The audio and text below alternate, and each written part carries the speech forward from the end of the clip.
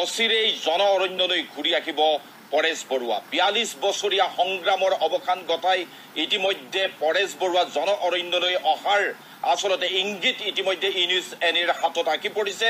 এই মুহূৰ্তত আমি ইউনিউজ এনিৰ দৰ্শকসকলক জনাইছো যে শীঘ্ৰেই আচলতে জন অৰণ্যলৈ ঘূৰি আহিব Paresh Barua. Big breaking news এই মুহূৰ্তত ইউনিউজ এনিৰ দৰ্শকক জনাই আছো, আহি আছে পৰেশ বৰুৱা।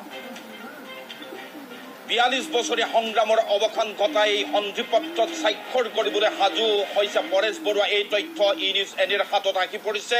এই মুহূৰ্তৰ আটাইতকৈ বিগ ব্ৰেকিং নিউজটো আমি ইউনিউজ এনিৰ দৰ্শকসকলক জনাই আছো। ৪ দশকৰ এখন সংগ্ৰাম অৱসানৰ দিশে আগবাঢ়িছে আৰু মুখ্যমন্ত্ৰী ডক্টৰ হিমন্ত বিশ্ব শৰ্মাৰ নেতৃত্বত আচলতে শান্তি আলোচনাত ভাগ ল'বলৈ আচলতে আগ্ৰহ প্ৰকাশ কৰিছে আলফা স্বাধীনৰ সেনাধ্যক্ষ পৰেশ বৰুৱাই।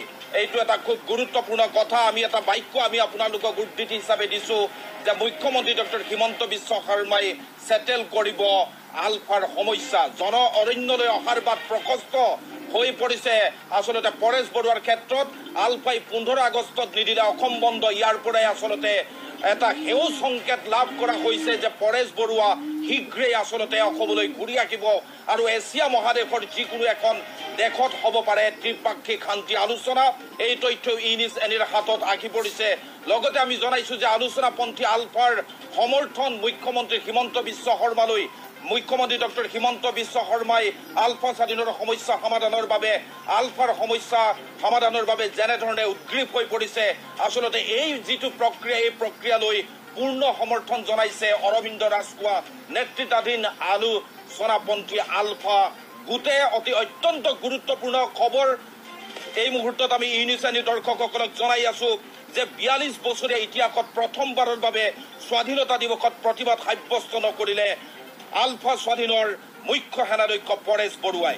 এয়া কিহৰ ইংগিত? এই ইংগিত আচলতে ব্যাপক ৰূপত এই মুহূৰ্তত সমগ্ৰ অসমত চৰ্চিত হৈছে। ধুবুৰীৰ পৰা আচলতে শদিয়ালৈ, ভৈৰৱকুণ্ডৰ পৰা মেন্দি পথাৰলৈ সৰ্বত্ৰ এই ইংগিতৰ কথা আচলতে চৰ্চিত হৈছে।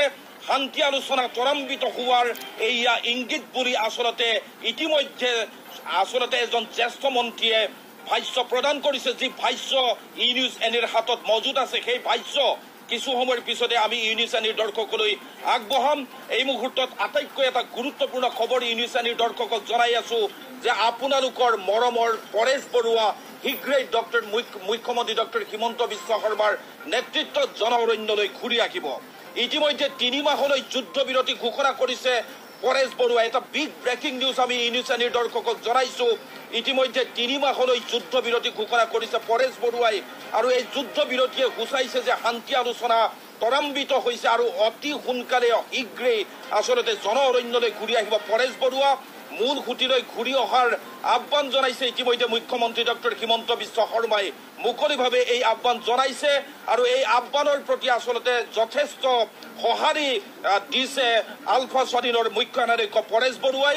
মুখ্যমন্ত্ৰী ডক্টৰ হিমন্ত বিশ্ব শৰ্মাৰ এয়া বৃহৎ সফলতা হিচাপে সম্প্ৰতি চৰ্চা হৈছে, কাৰণ ৪২ বছৰীয়া ইতিহাসত স্বাধীনতা দিৱসৰ বিৰোধিতা নকৰিলে মুখ্যমন্ত্ৰী ডক্টৰ হিমন্ত বিশ্ব শৰ্মাৰ আহ্বানত পৰেশ বৰুৱাই বহুত তেজে লিখা ইতিহাসৰ সাক্ষী আচলতে আলফা স্বাধীনৰ আচলতে মুখ্য সেনাধ্যক্ষ অচিৰেই আহি আছে জন অৰণ্যলৈ।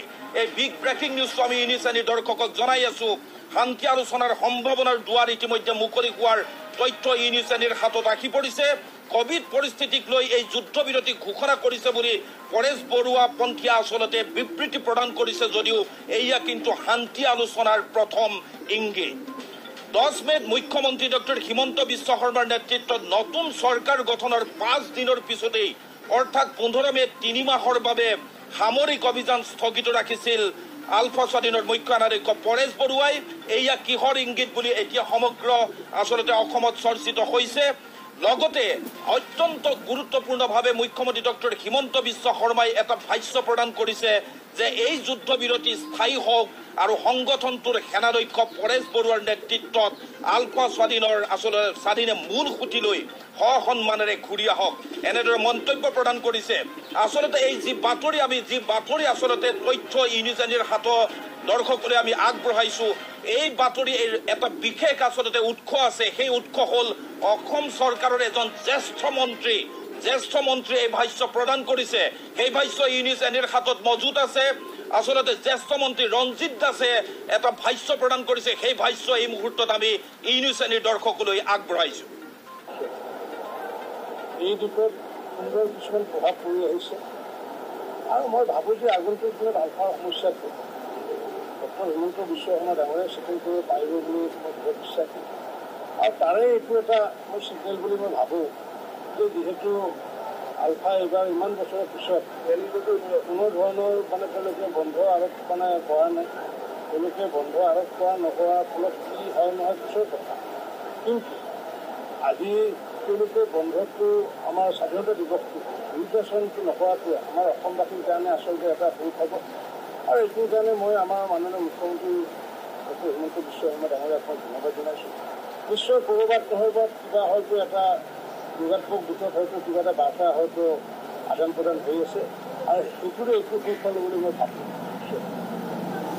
এই দিশত সুন্দৰ কিছুমান প্ৰভাৱ পৰি আহিছে আৰু মই ভাবোঁ যে আগন্তুক দিনত আলফাৰ সমস্যাটো ডক্টৰ হিমন্ত বিশ্ব শৰ্মা ডাঙৰে চেটেল কৰিব পাৰিব বুলি মই বহুত বিশ্বাসী আৰু তাৰে এইটো এটা মই ছিগনেল বুলি মই ভাবোঁ যে যিহেতু আলফা এইবাৰ ইমান বছৰৰ পিছত কোনো ধৰণৰ তেওঁলোকে বন্ধ আৰোপ কৰা নাই তেওঁলোকে বন্ধ আৰোপ কৰা নকৰাৰ ফলত কি হয় নহয় পিছৰ কথা কিন্তু আজি তেওঁলোকে বন্ধটো আমাৰ স্বাধীনতা দিৱসটো নিৰ্বাচনটো নকৰাটোৱে আমাৰ অসমবাসীৰ কাৰণে আচলতে এটা ভুল হ'ব আৰু এইটোৰ কাৰণে মই আমাৰ মাননীয় মুখ্যমন্ত্ৰী ডক্টৰ হিমন্ত বিশ্ব শৰ্মা ডাঙৰীয়াক মই ধন্যবাদ জনাইছোঁ নিশ্চয় ক'ৰবাত নহয় বা কিবা হয়তো এটা যোগাত্মক দিশত হয়তো কিবা এটা বাৰ্তা হয়তো আদান প্ৰদান হৈ আছে আৰু সেইটোৰে একো সুফল বুলি মই ভাবোঁ অসম চৰকাৰৰ এই জ্যেষ্ঠ মন্ত্ৰীগৰাকীৰ ভাষ্য আপোনালোকে শুনিলে আচলতে 42 বছৰীয়া ইতিহাসত আচলতে স্বাধীনতা দিৱস বৰ্জন নকৰাৰ কথাই এটাই কথাই স্পষ্ট কৰিছে